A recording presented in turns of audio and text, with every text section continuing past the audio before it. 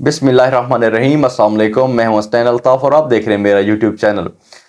तो नाजरीन, जो तोशा खाना केस था, जो तोशा खाना का मसला चल रहा था, वो पहले तो काफ़ी दिन उसने हाइप क्रिएट की है और बहुत सी डिस्कशंस हुई हैं उसके ऊपर। तो लेकिन कुछ दिनों से बिल्कुल खामोशी हो चुकी थी। तो लेकिन उस खामोशी को तोड़ने के लिए, अब उस केस के अंदर जान डालने के लिए एक उमर नामी शख्स, मैं ये तो नहीं कहूंगा कि लॉन्च किया गया है, आजकल वर्डिंग तो इसी तरह यूज हो रही है कि उसको लॉन्च किया गया है। तो खैर, उसका इंटरव्यू किया गया है जियो के ऊपर और शाहजेब खानजादा के शो के अंदर। तो खैर, इंटरव्यू तो किया गया है, उसने बहुत से इंकशाफात भी किए हैं, लेकिन वो चंद ही घंटों में, चंद ही लम्हों में वो बेनकाब हो चुका है। अब वो कैसे बेनकाब हुआ है, अब उसकी दो नंबरी कैसे पकड़ी गई है, वो मैं आपको इसी वीडियो में सब कुछ आपके साथ क्लियर करता हूं। आज उन्होंने फिर जो मुबश्शिर लुकमान के शो के अंदर अपनी डिस्कशंस की है, जिस तरीके से उन्होंने इंकशाफात किए हैं, जो जो उन्होंने बातें की हैं, वो सारी आपके सामने मैं रखता हूं। लेकिन जो कल जियो के साथ उन्होंने इंटरव्यू किया था, उस इंटरव्यू के बाद जो इमरान खान साहब का जो रिएक्शन आया है, जो उनका बयान था, पहले वो मैं आपको सुना देता हूं। इमरान खान साहब ने कहा कि इनफ इज इनफ। कल जियो और खानजादा ने हैंडलर्स के ताउन से एक मशहूर फ्रॉड और बैन अल-अक़वामी तौर पर मतलूब मुजरिम की तरफ से तैयार की गई बेबुनियाद कहानी के जरिए मुझ पर बहतान लगाया। मैंने अपने वकला से बात की है और मैं जियो, खानजादा और जालसाज के खिलाफ ना सिर्फ पाकिस्तान में बल्कि यूके और यूएई में भी मुकदमा चलाने का इरादा रखता हूं। तो ये इमरान खान साहब का ट्वीट था। तो खैर, इमरान खान साहब जो है अब कानूनी तरीके से वो कार्रवाई भी करने के लिए तैयार हो चुके हैं। तो आज जो अहम बात है, जो मुबश्शिर लुकमान साहब के शो में इंटरव्यू उन्होंने दिया है उमर फारूक नामी शख्स ने, तो पहले वो आपके सामने मैं रख देता हूं।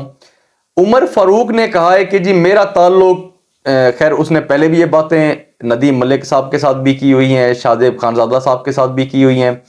तो मुबश्शिर लुकमान के शो में उन्होंने कहा कि जब फराह खान मेरे पास घड़ी लेकर दुबई के अंदर आई तो मैंने घड़ी देखी, वो काफ़ी इंटीक किस्म का पीस था, तो मुझे काफ़ी पसंद आई है वो। तो मैंने फराह खान से कहा कि मैं ये जिस कंपनी की घड़ी है, ग्राफ कंपनी की थी वो, तो उन्होंने कहा कि मैं इस कंपनी से वेरिफिकेशन करवाना चाहता हूँ, क्या ये ओरिजिनल है कि नहीं है।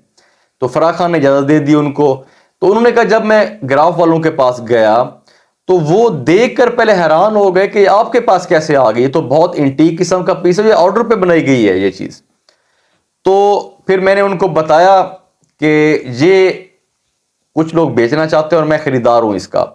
तो फिर उन्होंने कहा कि मैंने ग्राफ वालों से ये पूछा कि ये मुझे कितने की लेनी चाहिए, ये खरीदेंगे तो हम कम से कम ये 5 से 6 मिलियन डॉलर की खरीदेंगे आपसे। तो अगर ये आपको 4 से 5 मिलियन डॉलर की ये मिल रही है तो ये सौदा बुरा नहीं है। तो उन्होंने कहा फिर जब मैं वापस आया तो खैर फराह खान की जो डिमांड थी वो भी 4 से 5 मिलियन डॉलर की थी। तो मैंने उन्हें कहा कि इतने की तो नहीं बिकेगी, मैक्सिमम 2 मिलियन डॉलर की ये बिक सकती है। तो फराह खान राजी हो गई और मैंने उनको जो पेमेंट की है, क्योंकि फराह खान का कहना था कि हमें कैश चाहिए, तो मैंने उनको बजरिया कैश पेमेंट की है। तो वो कैश लेकर फिर चली गई हैं। 2 उन्होंने कहा बैग बने छोटे, तो वो फराह खान लेके चली गई हैं। तो अब बात यह है, अब उनके पास कोई सबूत पहले तो नहीं है, क्योंकि उनके पास जब भी जिस शो में पूछा गया है कि जी आपके पास सबूत मौजूद हैं इस चीज़ की कि फराह खान आपसे मिली हैं, उन्होंने कहा जी मेरे पास इस टाइम कोई सबूत नहीं है, क्योंकि जो सीसीटीवी फुटेज है हमारे पास जिस ऑफिस में मिलने आई है वो भी 6 महीने का रिकॉर्ड होता है हमारे पास। भाई, आप जो घड़ी ले रहे हैं वो सऊदी क्राउन प्रिंस ने पाकिस्तान के वजीर आजम को दी थी, और आप ये घड़ी जिस टाइम ले रहे हैं उस टाइम इमरान खान साहब वजीर आजम थे।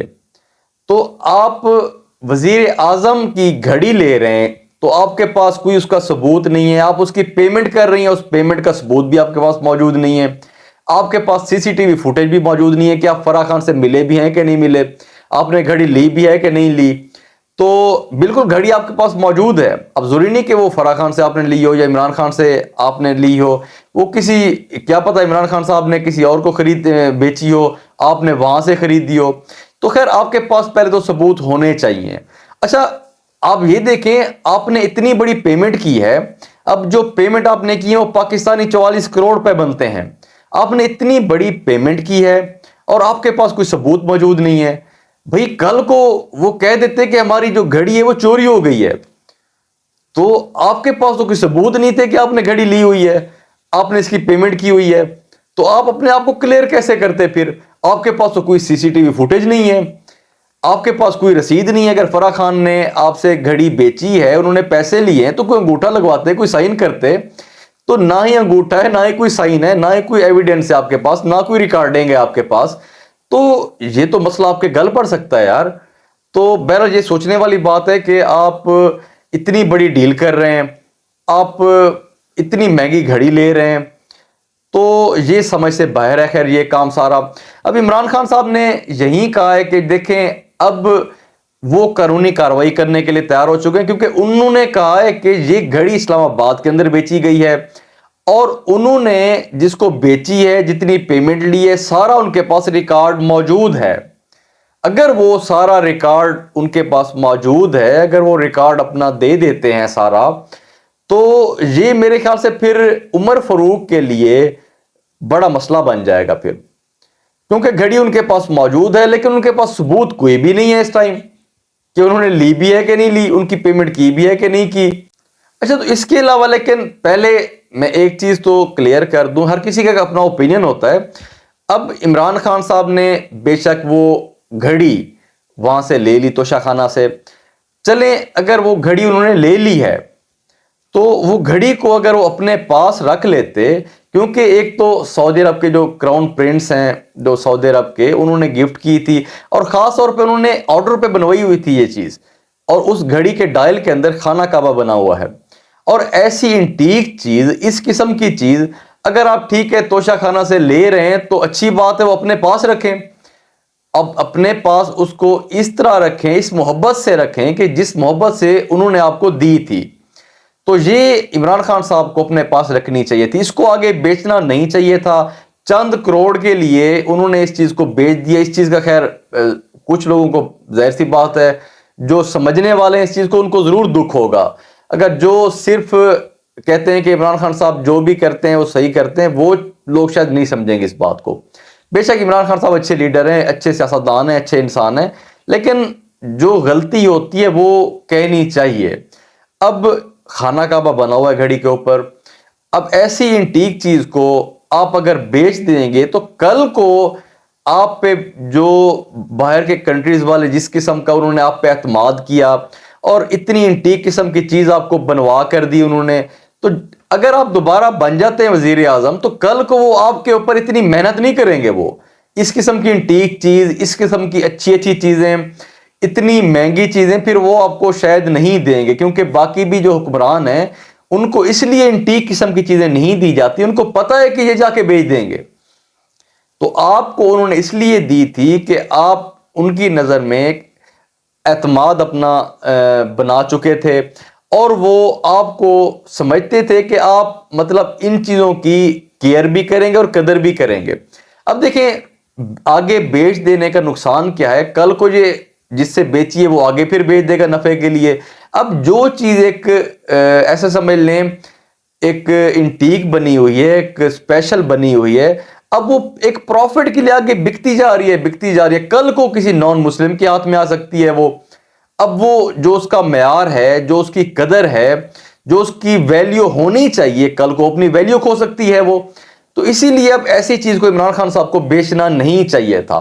اب بہت سے لوگ اس چیز کو ڈس ایگری بھی کریں گے، بہت سے لوگ ایگری بھی کریں گے اس چیز کو، اب لیکن جو غلط ہے وہ غلط ہے۔ دیکھیں اب گھڑی جو ہے وہ بکی تو ہے، وہ عمران خان صاحب نے بیچی تو ہے، اب وہ جس سے بھی بیچی ہے، اب عمران خان صاحب کے پاس ثبوت بھی ہیں، سارا کچھ ہے۔